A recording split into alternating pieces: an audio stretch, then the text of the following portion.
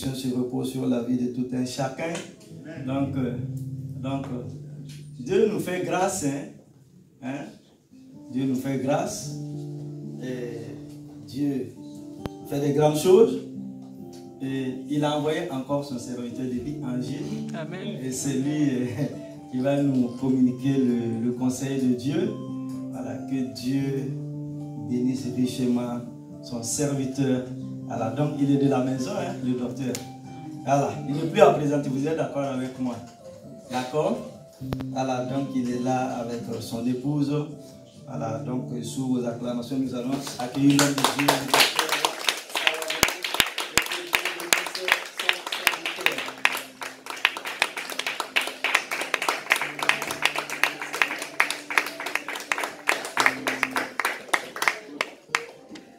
Amen. Amen. Nous asseoir.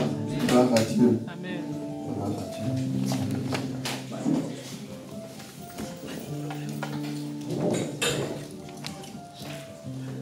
Bonjour chers frères et sœurs. J'espère que vous allez bien ce matin. Que le nom du Seigneur soit béni. Que le nom du Seigneur soit béni.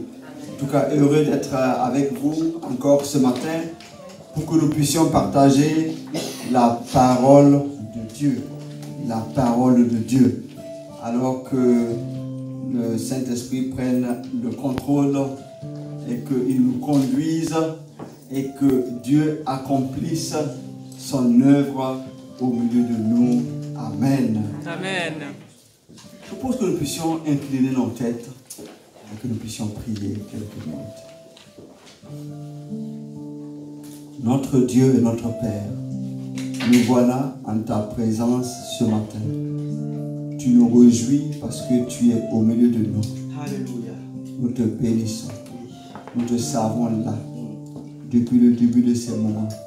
Tu nous as même dévancés en ces lieux. Parce que avant que ce jour existe, tu avais déjà fait ton plan de bénédiction pour chacune de nos vies. Alors que nous nous sommes rassemblés, tu veux accomplir ton œuvre au milieu de nous. Nous voulons ouvrir nos cœurs à l'écoute de ta parole et demander au Saint-Esprit de se manifester puissamment afin que cette parole devienne vie, que cette parole devienne puissance et accomplisse la volonté de Dieu au milieu de nous. Pour l'instrument que je suis, j'ouvre mon cœur, j'ouvre ma bouche afin que tu puisses m'utiliser et que vraiment toute la gloire te revienne. Merci dans le nom de Jésus-Christ. Amen. Gloire à Dieu. Gloire à Dieu. Amen. Je propose que nous puissions avoir quelques instants ensemble dans la méditation de la parole. Après quoi nous allons prendre un peu de temps pour prier. Avec cette pensée que j'ai sur le cœur, de la famine à l'abondance. De la famine à l'abondance. Amen. Donc quand on parle de la famine à l'abondance, je crois de tout mon cœur qu'en cette journée, c'est une journée de bonnes nouvelles. C'est une journée de restauration. C'est une journée au cours de laquelle Dieu veut nous amener à connaître et à vivre le standard du royaume. C'est une journée où Dieu veut manifester sa présence. Parce que pour passer de la famine à l'abondance, il faut la puissante action de Dieu lui-même. Alors nous croyons qu'en cette journée, d'une manière particulière, Dieu va visiter son église. D'une manière particulière, Dieu va visiter ta vie. Et d'une manière particulière, Dieu va visiter ma vie. Nous le croyons et nous voulons être réceptifs en ce matin à la parole de Dieu. Dieu est au milieu de nous pour accomplir ce qu'il veut faire. Alors, pour que nous puissions vivre dans l'abondance, cela n'est pas juste un slogan. En réalité, c'est la volonté de Dieu. Dieu n'a pas changé dans sa volonté. Nous voyons déjà dans Genèse 1, 26. Dieu dit, faisons l'homme à notre image, selon notre ressemblance. Dieu a voulu créer l'homme à son image et à sa ressemblance. Je ne vous apprends rien. Quand l'homme a été créé, il a été mis dans le jardin d'Éden et il était en communion avec Dieu. En ce moment, l'homme vivait dans une abondance dans sa vie et dans une abondance dans sa communion avec Dieu. En réalité, c'est ce que Dieu veut. Afin que quand on voit l'homme, que l'homme agisse et que l'homme se comporte comme quelqu'un qui descend de Dieu. Mais nous savons que le péché est intervenu et les choses se sont gâtées, si l'on peut dire ainsi. Mais Dieu n'a pas lâché. Dieu est revenu pour créer à nouveau quelque chose. C'est pour cela qu'il a appelé un homme qui s'appelle Abraham, qui est devenu Abraham. Et par Abraham, il s'est créé un peuple dans lequel il va faire venir son fils. Nous le verrons plus tard. Parce qu'il a comme souci, il veut que l'homme qu'il a créé, l'homme avec grand H, vive non pas dans la famine, non pas dans la misère, non, au contraire, que cet homme-là vive dans l'abondance et vive dans la grâce et la bonté qu'il a donnée. Donc Dieu ne se lâche pas, il ne relâche pas, il continue son œuvre. Même si l'homme avec qui il traite, il est parfois incompétent, il a parfois un courette, il est parfois rebelle, Dieu va jusqu'au bout. Cet homme-là est représenté par Abraham, a eu une descendance qui est le peuple d'Israël. Dieu a dit à Abraham, ton peuple sera esclave pendant 400 ans en Égypte. Cela a été. Mais nous savons qu'au début, quand le peuple d'Israël a commencé à croître en Égypte, ce n'était pas sous l'esclavage. C'était vraiment dans les bonnes grâces de Pharaon après Joseph. Mais par la suite, le peuple est devenu maintenant en esclavage. Et cela a duré pendant 400 ans. Le peuple a commencé à crier à l'Éternel. Les cris du peuple sont montés à l'Éternel. C'est important que nous puissions comprendre que le début de la délivrance est venu de l'intérieur. Le peuple a commencé à crier, à dire que la situation n'est pas normale. Et les cris sont montés vers l'Éternel. En ce moment, Dieu envoie une personne qui est venue délivrer. Il s'appelle Moïse. Et quand Dieu est intervenu, nous voyons, nous qui connaissons la parole, que Dieu a agi avec sagesse, avec puissance, pour que le peuple puisse sortir des griffes de Pharaon. Et comme nous le savons, il y a la mort qui a frappé. Les premiers-nés d'Égypte sont morts. Et Pharaon a abdiqué. Le peuple est sorti. Et quand le peuple sort, alors Pharaon et son armée pourchassent le peuple jusqu'à la mer Rouge. Et là, la main puissante de Dieu est intervenue. La mer Rouge s'est ouverte. Le peuple est à passer. Mais les ennemis sont restés noyés, morts dans la mer Rouge. Je vous raconte cela pour vous dire que Dieu a délivré son peuple de manière puissante. Il n'a pas changé ta vie. Alors, quand il délivre son peuple de manière puissante, c'est parce qu'il veut qu'il sorte de l'esclavage. Donc, il n'est pas question que ce peuple qui sort de l'esclavage retourne dans l'esclavage. Nous savons que sur le chemin, même certains rebelles parfois disaient, nous étions mieux en Égypte, je préfère les salades et les concombres d'Égypte, je préfère répartir. Mais le Dieu Tout-Puissant n'a pas accepté que le peuple retourne à l'esclavage.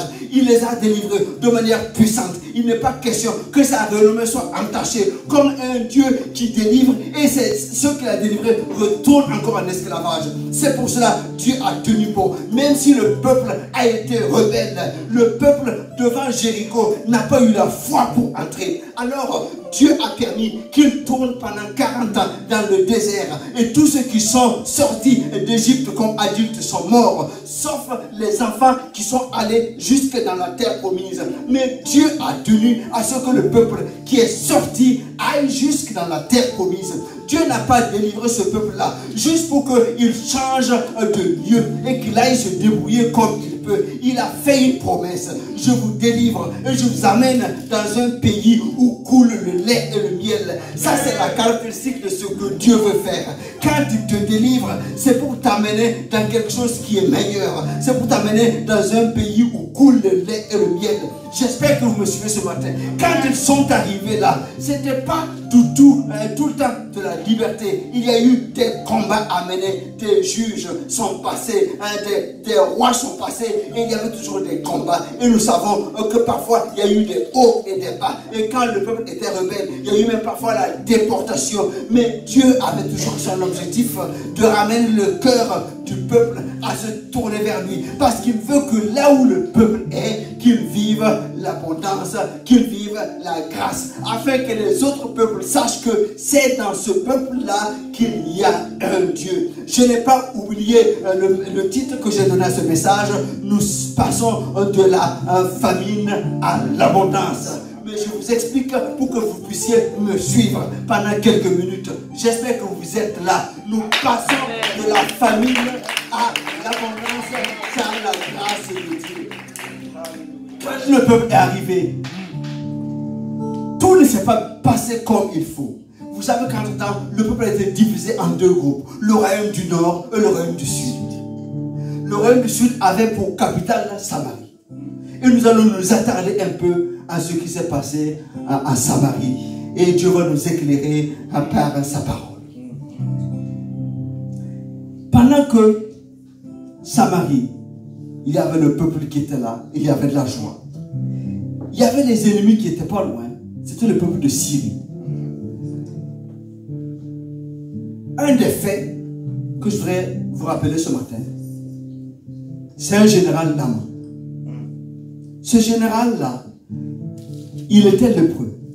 Et il avait dans sa maison une captive d'Israël qu'il avait ramenée lors d'une des conquêtes parce qu'il y avait toujours des guerres avec Israël. Et cette fille lui dit, mais si mon maître pouvait aller en Israël, rencontrer le prophète, il serait guéri de sa lèpre. Alors, Naaman parle au roi de Syrie. Le roi de Syrie fait une lettre officielle. Et quand il arrive vers le roi d'Israël pour donner la lettre, c'était quand même curieux parce que c'est des rois ennemis. C'est des pays ennemis. Et ton ennemi vient avec une lettre en disant, voilà, dès que tu recevras cette lettre, sache au roi d'Israël que je t'envoie Naaman, mon général, pour que tu le guérisses de sa lèpre.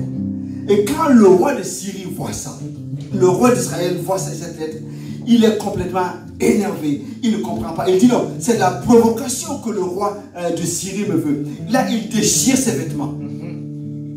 Et c'est là qu'intervient le prophète Élisée. 2 Rois 5, 8. Élisée lui dit, pourquoi as-tu déchiré tes vêtements? Laisse-le venir à moi et il saura qu'il y a un prophète en Israël. Laisse-le venir à moi et il saura qu'il y a un prophète en Israël. Nous connaissons la suite de l'histoire. Bien sûr, Naaman, il est parti. Naaman s'est plongé dans le Jourdain et Naaman a été guéri. Mais il y avait au moins 2 leçons à retenir. Dieu voulait que même en Syrie, l'on sache que le Dieu qui guérit, il est uniquement en Israël. Certainement qu'en Syrie, il se prosternait devant notre Dieu. Mais ces dieux-là étaient incapables de les guérir.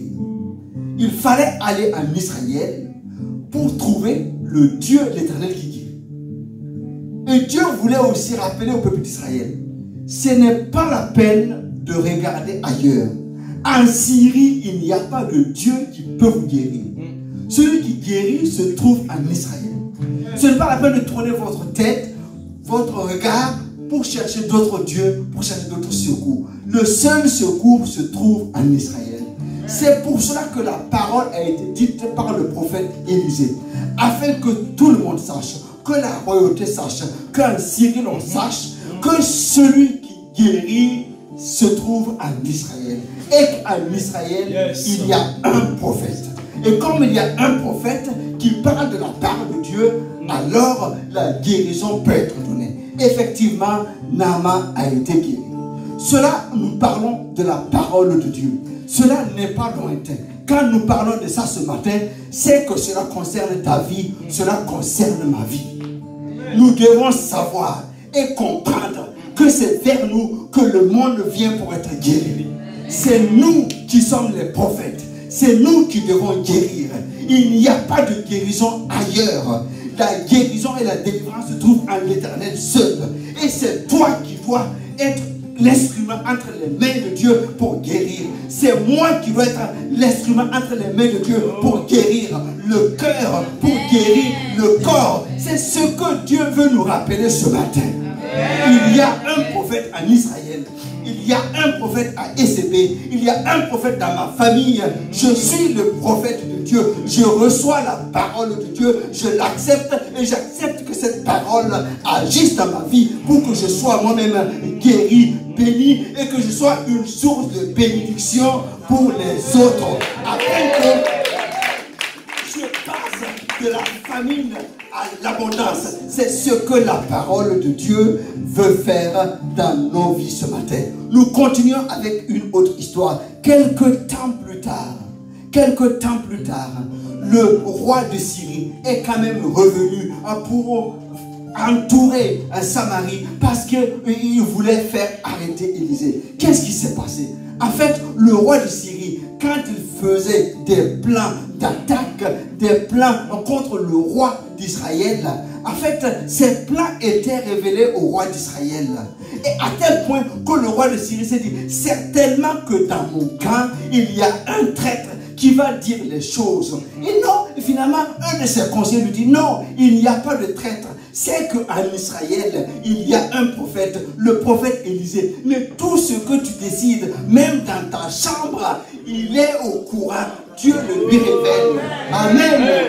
Alors, le roi de Syrie dit, dans ces conditions, nous allons aller entourer et nous allons aller capturer ce prophète et ça sera fini et nous allons pouvoir être vainqueurs. Alors, ils vont entourer Samarie avec une grande armée pour une seule personne.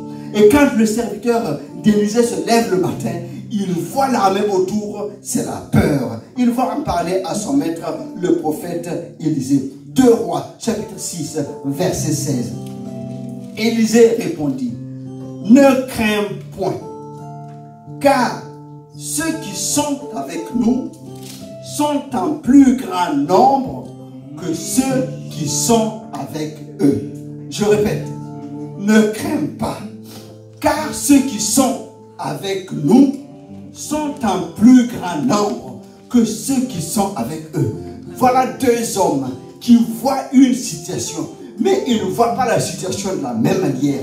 Il y a un qui voit et qui a peur parce qu'il voit une armée, et l'autre qui voit, qui n'a pas peur parce que lui, il voit une autre armée. Élisée pria et dit, Éternel, ouvre ses yeux pour qu'il voie. Et l'Éternel ouvrit les yeux du serviteur qui vit la montagne pleine de chevaux et de chars de feu autour d'Élisée. Amen. Amen. Donc, il y avait certes l'armée de Syrie, mais autour de l'armée de Syrie, il y avait encore une autre armée qui était invisible, qui était encore plus puissante, qui était encore plus nombreuse.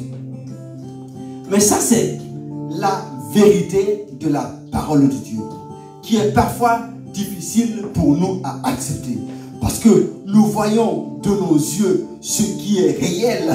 Alors ce qui est réel n'est pas moins vrai. C'est ce que nous vivons, c'est ce que nous endurons. Mais la parole de Dieu va au-delà. Elle nous déclare que celui qui est avec nous est plus fort que celui qui est avec le monde. Ceux qui sont avec nous sont encore plus nombreux. Pour dire que si nous avions les yeux ouverts comme Élisée, nous marcherions davantage sans peur, sans crainte, parce que nous savons que le Dieu que nous servons, il est avec nous. Amen. Amen. Suivez-moi ce matin. Par rapport à tout ce que nous avons vu, nous voyons comment Dieu traite avec son peuple. Comment Dieu est présent. Comment Dieu se manifeste. Comment Dieu veut utiliser ce peuple-là pour glorifier son propre nom. Vous êtes d'accord avec moi? Donc, quand nous voyons comment Dieu œuvre, nous devons faire et pouvoir faire confiance en Dieu. Mais la suite que nous allons lire, va nous faire comprendre que parfois la réalité peut être autrement. Que j'ai intitulé l'embargo sur ta vie est une anomalie. L'embargo sur ta vie est une anomalie. Mais la solution vient de l'intérieur. L'embargo sur ta vie, c'est une anomalie. Mais la solution vient de l'intérieur. Ce qui t'attache, ce qui te retient, ce qui t'empêche d'avancer, c'est une anomalie. C'est pas normal. Mais la solution vient de l'intérieur. Nous allons le voir en prenant quelques minutes pour lire dans 2 Rois, chapitre 6, à partir du verset 25.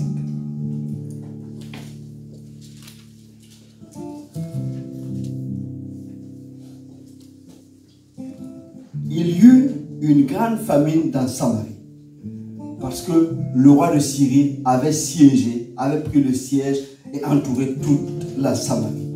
Il y eut une grande famine, et ils la serrèrent tellement qu'une tête d'âne valait 80 cycles d'argent, et le quart d'un quart de viande de pigeon, rien du tout, valait 5 cycles d'argent.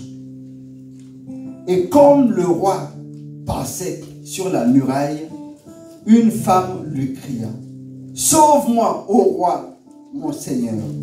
Il répondit: si l'Éternel ne te sauve pas, avec quoi te sauverai-je? Avec le produit de l'air ou du pressoir? Verset 28. Et le roi lui dit: qu'as-tu?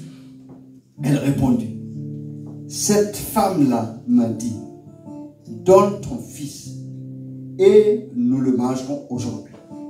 Et demain, nous mangerons mon fils. Nous avons fait cuire mon fils, nous l'avons mangé.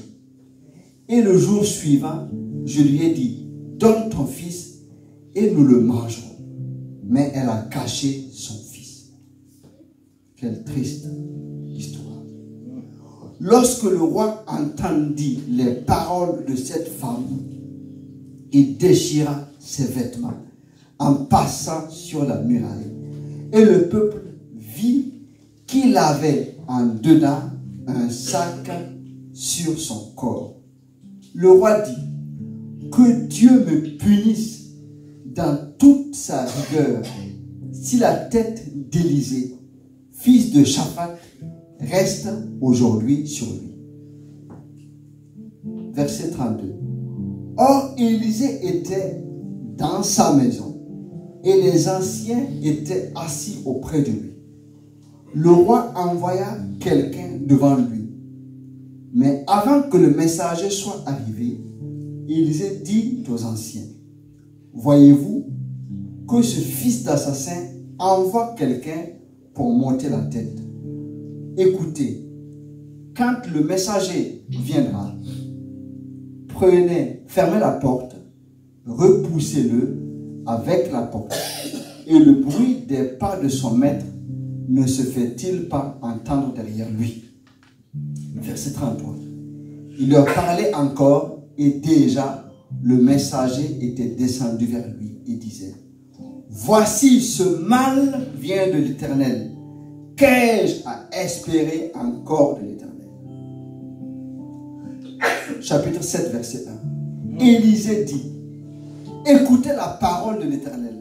Ainsi parle l'Éternel. Demain, à cette heure, on aura une mesure de fleurs de farine pour un cycle et 2 mesures d'orge pour un cycle à la porte de Samarie. Verset 2. L'officier sur la main duquel s'appuyait le roi répondit à l'homme de Dieu: quand l'Éternel ferait des fenêtres au ciel, pareille chose arrivera-t-elle? Et Élisée dit: tu le verras de tes yeux, mais tu la mangeras point. Amen.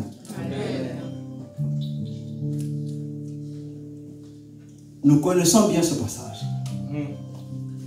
Alors, cela tranche vraiment avec ce que nous avons vu au début. Le même Dieu qui a opéré des miracles et des prodiges au milieu de son peuple, et même à l'intérieur de Samarie. Le même prophète qui était là est toujours là. Mais cette fois-ci, Samarie est assiégée, entourée, avec une famine terrible. Même dans notre monde, on voit toujours la famine qui arrive. Mais quand on lit ce qui se passe, c'est vraiment une famine terrible. À tel point qu'une femme peut manger son enfant. C'est vraiment quelque chose d'indescriptible. Et pendant ce temps, le prophète de Dieu est là. Et Dieu est toujours sur son trône. Donc quand on considère ça, on doit dire, ce siège, ce tambalo, c'est une anomalie. C'est pas normal. C'est quelque chose que l'on ne doit pas accepter. On refuse cela. Ce n'est pas possible. Ce n'est pas ce que Dieu veut pour son peuple. Donc le parallèle, c'est que à chaque fois que nous nous retrouvons dans des situations similaires, nous ne pouvons pas nous contenter et dire voilà, ça va passer. Non, c'est anormal. Nous refusons cela. Nous refusons cette captivité. Ce n'est pas ce que Dieu veut pour nous. Non. Ce que Dieu veut, c'est quand le malheur arrive, ou bien quand l'oppresseur arrive, que la gloire de Dieu se manifeste. Mais ce n'est pas que cette oppression amène à la destruction de son propre peuple. Donc, je prends ce parallèle ce matin pour que nous puissions prendre conscience qu'il y a souvent une différence entre ce que nous acceptons et ce que Dieu veut.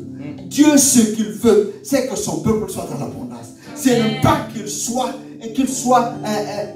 comme ce que a vécu un Samarie, entouré, oppressé, à tel point qu'il y a une telle misère à l'intérieur. Non, ce n'est pas ce que Dieu veut. Dieu, il est là sur son trône et cela se passe dans une telle difficulté, mais cela n'est pas la volonté de Dieu. Il n'a pas sorti son peuple avec une grande puissance, avec une grande sagesse de l'Égypte pour l'amener encore en esclavage dans le pays promis. Ce n'est pas ce que Dieu veut. C'est la même chose pour chacun de nous. Nous y reviendrons. Dieu, ce qu'il veut, c'est que nous soyons dans l'abondance et non perpétuellement dans la famine.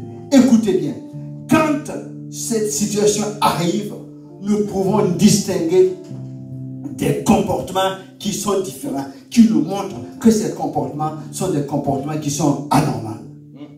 Le peuple ne s'est pas tourné spontanément vers Dieu pour le chercher. En tout cas, la parole ne le dit pas. À tel point que ce peuple ne s'est plus tourné vers celui qui donne la vie.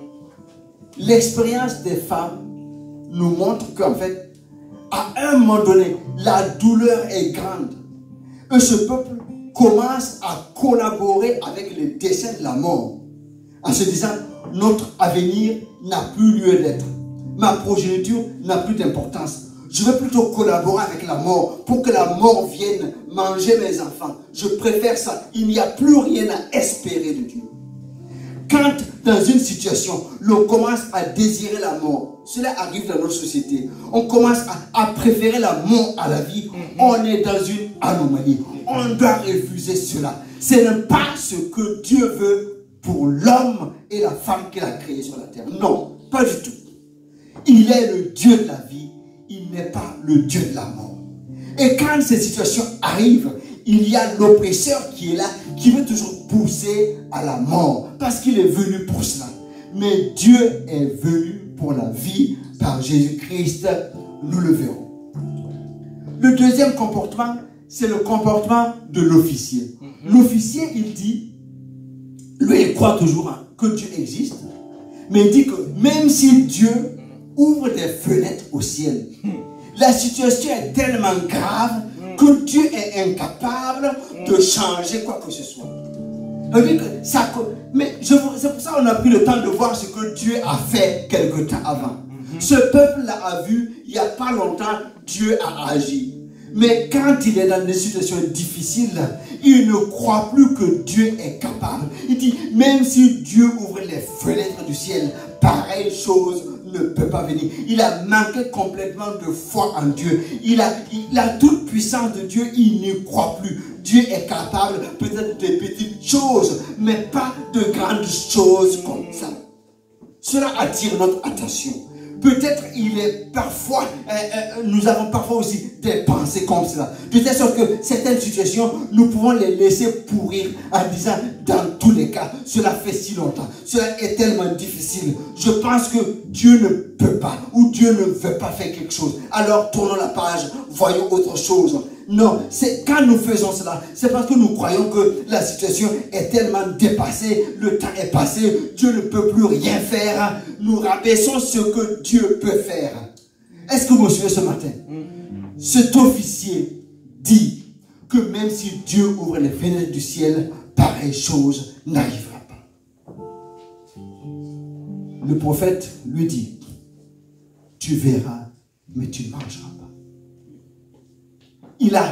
Il est passé totalement à côté de la bénédiction que Dieu avait prévue pour son peuple. Parce qu'il n'a pas cru. Parce qu'il n'a pas cru. Troisième comportement, le roi. C'est lui qui devait être le leader. Quand nous lisons dans la suite, il y a des rois comme Sanchérib.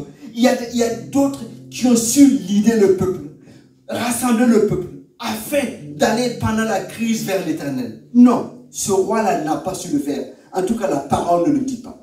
Et quand il rencontre la femme qui crie, il dit, mais si Dieu ne t'a pas délivré, qu'est-ce que moi je peux faire pour toi? En réalité, pour dire, Dieu est démissionnaire. Dieu ne fait pas son travail. Donc, moi, je ne peux rien faire pour toi. Et quand il l'envoie pour ôter la tête d'Élisée, il fait dire à Élisée que ce problème vient de Dieu. Ce malheur vient de Dieu. Écoutez, frères et sœurs, cela n'arrive pas à Bethel. Mais il y a certains qui, dans leurs difficultés, dans leurs problèmes, accusent Dieu d'être à la source du problème. Et quand ils accusent Dieu, ils deviennent donc des rebelles de Dieu. Ils vont pour tuer les prophètes de Dieu. Ils vont pour tuer les hommes de Dieu.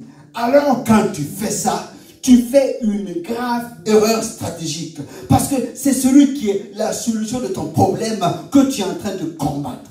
Qui d'autre te viendra en aide?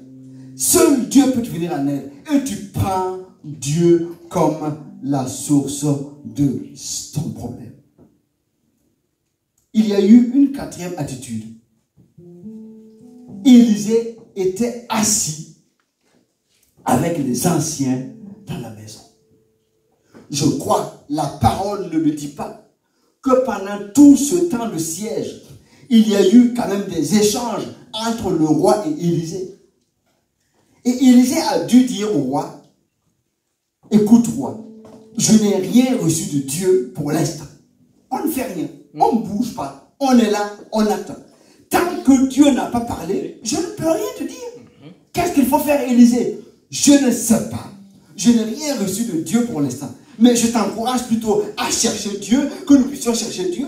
Mais peut-être au début, il y avait cet entretien entre les deux, mais à la fin, non, il n'y avait plus rien. Parce que le roi était convaincu que c'était Dieu qui était à la source des problèmes. Donc Élisée, qui était le prophète, était devenu son ennemi entre guillemets.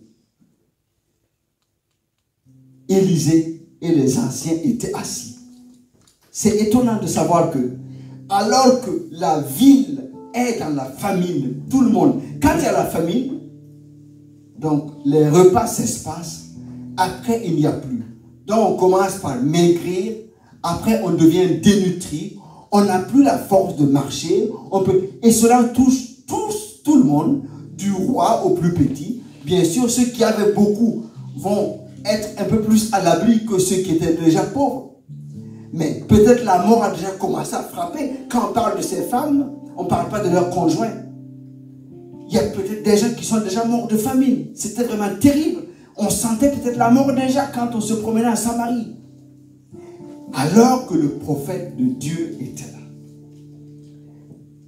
Ce n'est pas une situation normale. Non, ce n'est pas normal. Quand cela arrive, cela témoigne que, en fait, dans les cœurs, Dieu attend quelque chose. C'est pas normal. Je ne vous ai pas sorti du pays d'Égypte pour vous laisser mourir de faim en Samarie. Et écoutez, frères et sœurs, il n'y a aucune logique à cela. Il n'y a aucune logique. Autant les laisser en Égypte. Pourquoi tu les sors d'Égypte avec une main puissante? Tu leur dis, je vous amène dans un pays où coule le lait et le miel. Et à un moment donné, tu les laisses entourés par les ennemis que tu as fait vaincre hier. Je ne vous ai pas rappelé, quand Élisée a vu qu'il y avait l'armée céleste, les chars de feu autour de l'armée de Syrie, vous savez ce qui s'est passé, vous vous rappelez? Élisée a prié. Les soldats sont devenus aveugles. Il les a conduits à l'intérieur de Samarie. Le roi de Samarie dit, qu'est-ce que je fais d'eux? Est-ce que je les tue? Non, ne les tue pas. Donne-leur à manger et qu'ils s'en aillent. Il leur a donné à manger, leurs yeux sont ouverts, ils ont laissé leurs armes, ils sont repartis. Oni, voilà, pour montrer qu'il y a en Israël, il y a un Dieu, il y a l'Éternel. C'est ce même Dieu-là, d'accord? Et le peuple est dans la famine. Non, ce n'est pas normal. C'est pas normal. Cela doit créer une prise de conscience en disant non, c'est nous. Dieu là, il n'a pas changé. C'est nous. Nous devons revenir à Dieu. Mais cela ne s'est pas produit. Alors Élisée était là. Quelques anciens étaient avec lui. Certainement que Élisée était là. Le regard levé vers le ciel en disant, Seigneur, qu'est-ce que tu fais? Je suis ton serviteur. Tu m'as envoyé. Donne-moi une parole. Qu'est-ce que tu veux qu'on fasse? Jusqu'à ce que la parole de Dieu lui soit envoyée. Et quand la parole de Dieu est sortie, Élisée dit, demain à 7 heures, il y aura de l'abondance. Mais la famine dans laquelle on était, si tu dis que non, en 24 heures, demain à 7 heures, il y aura de l'abondance. Non, on ne peut pas te croire. Abondance aux portes de Samarie. Non, pas de l'abondance en Égypte, pas de l'abondance dans 5 km. Non, non. Aux portes de Samarie, il y aura de l'abondance. Demain à 7 heures, il y aura de l'abondance. Mais ce n'est pas possible de le croire. C'est pour ça que l'officier n'a pas cru. À partir du moment où la parole de Dieu a été relâchée, nous connaissons l'histoire. Le ciel s'est mis en branle. Tout a été mis en action afin que cette parole trouve son accomplissement. Pas dans 48 heures, mais dans les 24 heures. Il fallait que cela s'accomplisse. Parce que la parole de Dieu a été relâchée.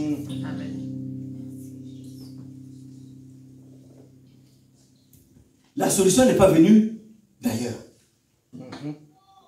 La solution est venue de l'intérieur. Il fallait qu'il y ait un prophète de Dieu à l'intérieur qui reçoive la parole et qu'il prononce la parole et que les choses changent. Est-ce que nous comprenons la parole de Dieu ce matin? La délivrance vient de l'intérieur.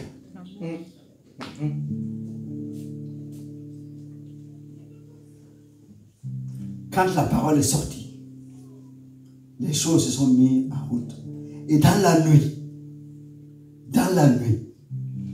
l'armée de Syrie a entendu le bruit d'une plus grande armée, des chevaux, des chars.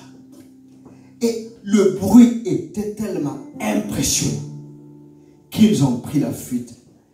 Écoutez la parole de Dieu ce matin. Dieu n'a pas orchestré une délivrance timide. Écoutez-moi. C'est-à-dire que Dieu pouvait orchestrer juste une délivrance timide afin qu'il y ait un peu de doute. Ah, peut-être que l'armée a trouvé du renfort. Bon, on va, c'est stratégique. On va quand même replier, on va ramasser nos affaires, on va partir. Non, Dieu n'a pas fait comme ça. À partir du moment où la parole est sortie, Dieu a agi avec puissance. Écoutez, comme au début, pour délivrer, c'est la même puissance, c'est la même sagesse qui dépasse la compréhension humaine. Quand ils entendent les chars, les chevaux, ça veut dire que sur le plan spirituel, ce qu'Élisée voyait, ce sont ces chars et ces chevaux-là. Sur le plan spirituel, il y a la puissance de Dieu qui se met en action contre l'adversaire. Et à tel point qu'il y a une peur indescriptible. les soldats se sont levés. Même quand ils avaient commencé à manger, ils ont tout abandonné. Parce que les lépreux, quand ils sont venus, il y avait du repas chaud. Ils sont partis. Et sur la route, jusqu'au Jourdain, l'on voyait des habits, on voyait des armes. Ils n'ont pas pu prendre quelque chose. Ils ont laissé des chevaux. C'était la fuite, sauve qui peut. Parce qu'ils ont entendu un bruit à agi à la parole du prophète. Donc, en 24 heures, quand les lépreux sont arrivés dans le camp des Syriens, il y avait à boire et à manger pour tout le monde. La délivrance est venue de l'intérieur. Quand la délivrance est venue, les portes de Samarie se sont ouvertes. Le peuple a couru pour aller dans le camp, pour prendre ce qu'il y avait comme abondance. Et bien sûr, l'officier, selon la parole de l'Éternel, a été piétiné. Il a vu et il n'a rien goûté. Vous êtes là avec moi ce matin? Amen. La parole de Dieu est sortie. Il y a eu une libération. Les portes se sont ouvertes. Et quand la parole de Dieu est sortie, elle a mis en déroute le camp ennemi. Il y a eu d'abord la délivrance et ensuite l'abondance. Amen. Amen.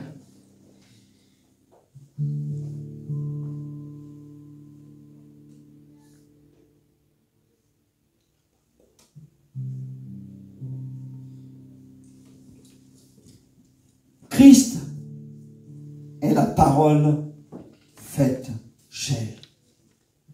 Nous parlons de Samarie, mais nous parlons du monde, nous parlons de l'Église, nous parlons de nos vies, nous parlons de ta vie, nous parlons de ma vie. Amen. Amen. Christ est la parole faite chair. Je vous invite à me suivre encore un peu. Dieu, dans son amour, a envoyé Jésus sur la terre pour sauver ce monde pécheur. Et dans son objectif, c'est pour que ce monde soit sauvé et qu'il passe des ténèbres à la lumière, qu'il passe de l'esclavage à la liberté, qu'il passe de la famine à l'abondance, qu'il passe de la mort à la vie. Dieu a utilisé sa sagesse et sa puissance pour que son Fils vienne.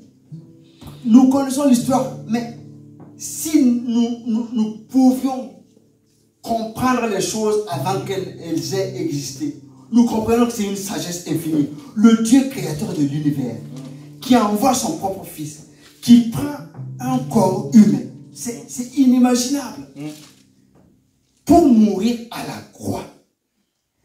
Et que par sa mort et sa résurrection à la croix, la puissance ennemie, la puissance des ténèbres soit anéantie, afin que naisse un royaume nouveau, des hommes et des femmes nouvelles pour Dieu. Nous allons lire dans Romains 8, 29.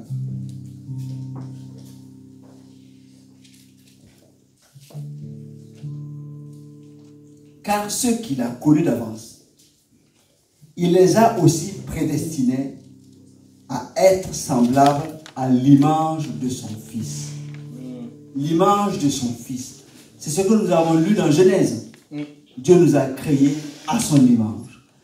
Et quand il envoie Jésus mourir à la croix pour créer des hommes et des femmes nouveaux, c'est à l'image de son Fils.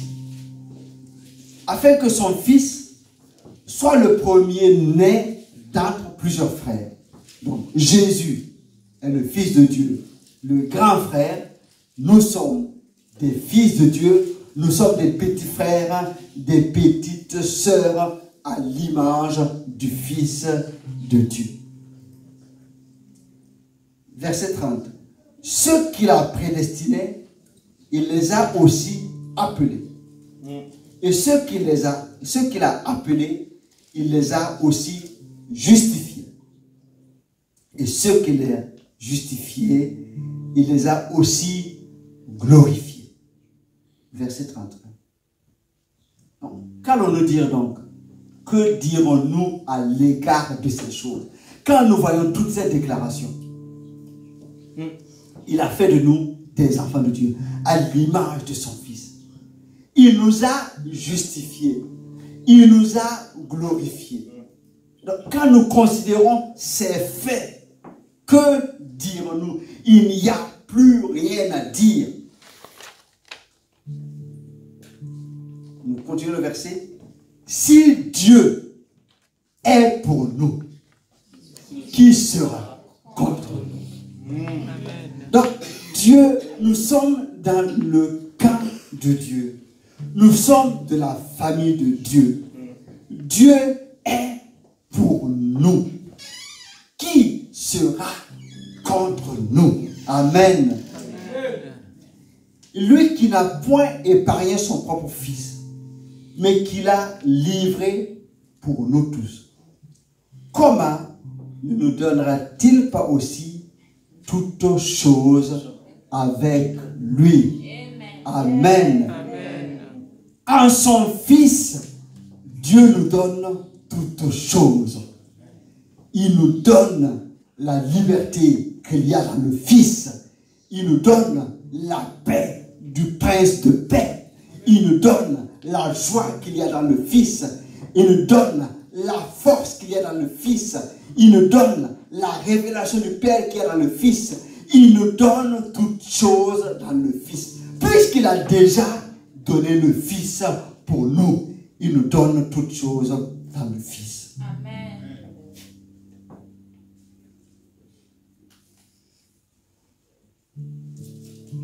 Si vous voulez être rassuré encore, nous allons lire dans Colossiens 2, 14. Parce que parfois, quand nous regardons notre propre vie, moi le premier, nous pouvons considérer que, en réalité, nous ne sommes pas méritants. Mais c'est Dieu qui a fait une œuvre à la croix. Ce n'est pas nous. Donc, Colossiens 2, 14. Il a effacé l'acte dont les ordonnances nous condamnaient et qui subsistait contre nous. Il a détruit en le clouant à la croix. Bien sûr, nous étions condamnés. Nous étions condamnables. Il y a un acte, un décret. Mais non seulement il a effacé l'acte, mais il a détruit l'acte. Pour dire que par l'œuvre de Christ à la croix, on ne peut plus retenir quelque chose contre nous parce qu'il n'y a plus de décret, il n'y a plus d'acte. Ça a été effacé, ça a été cloué à la croix. Donc c'est Dieu qui nous justifie. Quand je pense à cela, cela me réjouit. Parce que si je devais moi-même m'autosuffire, me justifier devant Dieu par mes bonnes actions, je ne mériterais rien. Mais puisque c'est lui qui a effacé l'acte, c'est lui qui a pris ma place à la croix, c'est lui qui m'a justifié. Alors cela me remplit de joie et de reconnaissance. Et je crois que cette parole est pour chacun de nous à ce matin. Ce n'est pas fini. Verset 15. Et pour ce qui est de l'adversité, il a dit, il a dépouillé les dominations et les autorités. Donc, il a enlevé leur puissance. Il les a dépouillés. Et il les a livrés publiquement en spectacle, en triomphant d'elle par la croix. Amen. La croix a eu lieu ou pas? Oui. La croix a eu lieu. Donc, Christ a triomphé des dominations et des autorités à la croix. Amen. Cela est un encouragement pour nous en ce matin. Cela est un encouragement pour nous ce matin. Afin que nous puissions savoir que notre Dieu a accompli à la croix ce que nous ne pourrions pas faire. Parce qu'il a un objectif.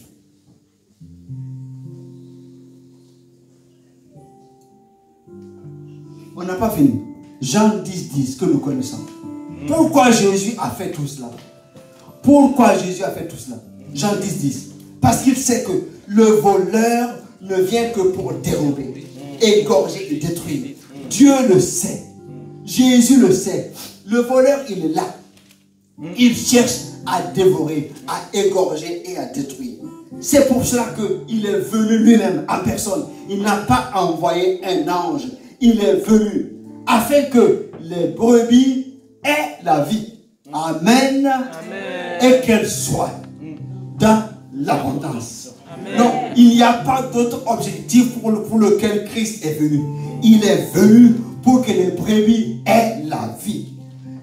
Les brebis passent de la mort à la vie. Les brebis passent de la famine à l'abondance. Jésus est venu pour que les choses changent. C'est pour ça que j'ai commencé en te disant ce matin, aujourd'hui, c'est une bonne nouvelle. Amen. Les choses doivent changer. Amen. Nous ne pouvons pas continuer d'accepter des situations comme celle de Samarie. Amen. Non, ce n'est pas pour nous. Il nous a délivrés pour que les choses changent. Pour que nous passions de la mort à la vie et que nous passions de la famine à l'abondance. C'est ce que Jésus a voulu faire.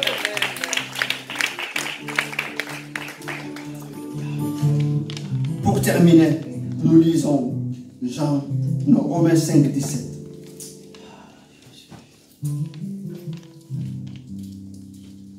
Vous êtes là avec moi ce matin? Amen. Si quelqu'un est en Christ, si quelqu'un est en Christ, il est une nouvelle créature. Les choses anciennes sont passées. Et voici, toutes choses sont devenues nouvelles en Christ. Amen. Amen. Amen. Amen. C'est ce que notre Dieu veut pour chacun de nous. Que nous passions de la famine à l'abondance. Autant il a délivré le peuple d'Israël, autant il a délivré quand il était en captivité à Samarie par la parole, parce que le prophète était là et il a reçu la parole de Dieu. Autant pour nos vies, la parole a été faite chair, la parole est descendue parmi nous, pleine de grâce et de bonté. Et Jésus s'est donné à la croix. Il a vaincu les autorités, il les a dépouillées et il a pris notre malheur sur la croix. Il a pris notre douleur sur la croix. Il a pris notre maladie sur la croix. Parce que quand lui est venu, il doit avoir un après et il doit avoir un avant et un après. Ça ne peut plus être comme avant. Donc, nous sommes ce matin-là en train de nous encourager les uns et les autres pour que nous sachions que dans certaines situations dans lesquelles nous sommes ne sont pas tolérables. Nous ne sommes pas d'accord pour rester dans l'embargo. Non, Christ est venu pour que nous soyons libres. Christ est venu pour que nous soyons dans la vie. Et Christ est venu pour que nous soyons dans l'abondance. L'œuvre de Christ a été achevée, a été accomplie. Et nous sommes les héritiers. Nous sommes les co-héritiers de Jésus-Christ. Quelle grâce il nous fait. Alors que Dieu nous donne d'entrer dans cette grâce. Que Dieu nous donne d'entrer dans cette parole. Et de prendre cette parole pour nous. Et de ne pas marcher nous laisser encore sous l'embargo de l'ennemi. Parce que l'ennemi a été dépouillé. Nous ne pouvons pas accepter d'être encore sous son emprise. Non, nous refusons. Parce que Christ l'a dépouillé. Parce que Christ l'a vaincu. Et nous sommes maintenant en Christ. Nous avons parlé de ça il y a quelque temps. Nous marchons dans la victoire de Christ. C'est lui qui a combattu pour nous. C'est lui qui a vaincu pour nous. C'est lui qui a payé pour nous. Nous marchons dans la victoire de Christ. Et que ce qu'il veut faire dans nos vies, qu'il ne fasse pas seulement à 90%, mais qu'il fasse à 100% de ce qu'il veut faire dans nos vies. Que nous soyons des instruments propices, utiles, laissant Dieu agir pleinement par sa parole en nous. Mais pour toute chose, pour tout changement, pour toute délivrance, ça vient de l'intérieur. Parce que Dieu passe par la parole qui passe dans notre cœur et qui agit par nous, pour nous et autour de nous. Que le nom du Seigneur soit béni à ce matin. Amen. Alléluia, gloire à Dieu. Gloire à Dieu. Amen. Vous êtes là? Donc nous allons prier. Je vous invite à vous tenir au debout. Alléluia. Alléluia. Alléluia. Amen. Notre Dieu est bon. Il veut faire des grandes choses dans nos vies, encore et encore. La délivrance vient de l'intérieur. Il faut que nous le comprenions. Il faut que nous l'acceptions. Il faut que nous y travaillions par l'aide du Saint-Esprit. Amen. Nous allons prier. Nous allons rendre grâce à Dieu de ce que il nous a rachetés. Nous ne sommes plus des gens du dehors. Nous sommes maintenant de la famille de Dieu. Donc, nous allons déjà célébrer Dieu pour ça. Nous allons rendre grâce à Dieu. C'est lui qui nous a délivrés. Alors, il a fait de nous ses enfants. Nous allons rendre grâce à Dieu. Si vous êtes d'accord avec moi, frères et sœurs, même si je sais que la fatigue est là, nous allons rendre grâce à Dieu. Amen. Pour le salut de Jésus-Christ. Prions notre Dieu et disons merci. Alléluia. Nous voulons te rendre grâce parce que tu nous as délivrés. Nous voulons te rendre grâce parce que tu nous as rachetés. Nous voulons te rendre grâce parce que tu nous as sauvés. Tu as payé à la croix pour nous. Tu as payé à la croix pour nous. Tu as payé à la croix pour nous. Oh, béni sois-tu notre Dieu. Tu nous as délivrés de la vaine manière de vivre. Béni soit ton nom. Ton nom, oh, tu nous as donné ta parole et ton esprit qui agit en nous. Oh, béni soit ton nom, Seigneur, pour l'œuvre de Christ à la croix. Nous voulons te rendre grâce en ce matin parce que tu as payé à notre place. C'est nous qui devions être à la croix, mais tu as pris notre place. Tu nous as délivrés et tu as donné le pouvoir de devenir enfant de Dieu. Cela n'est pas la volonté de l'homme, ni la volonté de la chair, mais c'est la volonté de Dieu. Nous sommes des enfants de Dieu. Nous sommes des enfants de Dieu et nous voulons te célébrer pour cela. Oh, pour cette alliance avec toi. Oh, notre Dieu, nous voulons te célébrer pour cela. Oh, gloire à ton nom, Seigneur. Gloire à ton nom pour cette filiation. Nous sommes enfants de Dieu. C'est toi qui nous as délivrés. C'est toi qui nous as délivrés. C'est toi qui nous as délivrés. C'est toi qui nous as délivrés. C'est toi qui nous as délivrés. C'est toi qui nous as sauvés. Nous sommes enfants de Dieu. Nous sommes enfants de Dieu. Nous sommes enfants de Dieu. Nous voulons te bénir pour la grâce qui est sur nos vies. Nous voulons te bénir parce que nous avons le sceau du Saint-Esprit. Nous voulons te bénir parce que tu as fait du bien à notre âme. Oh, béni soit ton nom, Seigneur. Nous sommes enfants de Dieu. Nous voulons te dire merci parce que tu nous as délivrés. Oh, gloire à ton nom, Seigneur. Gloire à ton nom, Seigneur. Alléluia. Gloire à ton nom, Seigneur. Nous allons célébrer notre Seigneur et notre Sauveur parce qu'il a triomphé de la mort. Il a triomphé du séjour des morts. Oh mort, où est ton pouvoir? Où est ton aiguillon? Il est sorti vivant du tombeau. Nous pouvons célébrer ce Dieu-là. Il y a bien des dieux à péditer sur la terre, mais il n'y a aucun comme lui. Il n'y a aucun comme lui. C'est lui qui est élevé. C'est lui qui est le plus puissant. Il n'y a pas d'autre nom. Nous voulons célébrer ce Jésus-là qui nous a sauvés. Mais célébrer ce Jésus parce qu'il a vaincu. Il a triomphé pour nous. Peuple de Dieu, voulez-vous avec moi que nous puissions élever la voix pour célébrer notre Seigneur et notre Sauveur? Oh, gloire à toi Jésus. Gloire à toi Jésus. Tu nous as délivrés. Tu nous as délivrés. Tu nous as délivrés. Tu nous as délivrés. Béni soit ton nom, gloire à ton nom. Merci parce que tu as vaincu les autorités, tu les as défiées, tu les as livrés publiquement à spectacle. C'est ce que tu as fait à la croix. C'est ce que tu as fait à la croix. C'est ce que tu as fait à la croix. Oh, c'est ce que tu as fait à la croix. Tu as triomphé. Tu es sorti du tombeau, vivant par la puissance du Saint-Esprit. Par la puissance du Saint-Esprit. Oh, tu as vaincu la mort. La mort n'a pas de pouvoir. La mort n'a plus de pouvoir. La mort n'a plus de pouvoir sur la nouvelle création. La mort n'a plus de pouvoir sur la nouvelle création. C'est ce que ta parole dit. Nous te célébrons notre Dieu. Gloire à ton nom, le Dieu de la victoire, le lion de la tribu de Juda. Celui qui a triomphé, c'est Jésus. Celui qui a triomphé, c'est Jésus. Celui qui a triomphé, c'est Jésus. Celui qui a triomphé, c'est Jésus. On est célébré aujourd'hui. Célébrer la victoire de Jésus. La victoire de Jésus. La victoire de Jésus. La victoire de Jésus. La victoire de Jésus. La victoire de Jésus. La victoire de Jésus.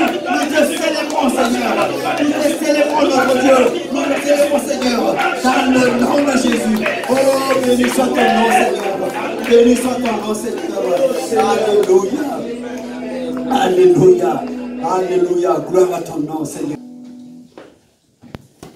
Avec une foi profonde, proclamons ensemble. Éternel mon Dieu. Éternel mon Dieu. Merci pour ta parole qui m'éclaire. Merci pour ta parole qui m'éclaire. Sur ma filiation avec toi. Sur ma filiation avec toi. Je sais en qui j'ai cru. Je sais en qui j'ai cru. Et je refuse tout embargo sur ma vie. Et je refuse tout embargo sur ma vie. Je crois que dans l'épreuve, tu prépares aussi le moyen d'en sortir. Tu prépares aussi le moyen d'en sortir. Je reprends. Tu prépares aussi le moyen pour en sortir. Tu prépares aussi le moyen pour en sortir. Car celui qui est avec moi, Car celui qui est avec moi est plus fort que celui qui est avec le monde. est plus fort que celui qui est avec le monde. Car celui qui est avec moi est plus fort que celui qui est avec le monde. Car celui qui est avec moi est plus fort que celui qui est avec le monde. Christ a payé de sa vie. Christ a payé de sa vie Pour que je passe de la malédiction à la bénédiction. pour que je passe de la malédiction à la De bénédiction. la famine à l'abondance. De la famine à l'abondance. Je prospère à tous égards. Je prospère à tous égards. Car mon âme prospère en Christ. Car mon âme prospère en Christ. Au nom de Jésus. Au nom de Jésus.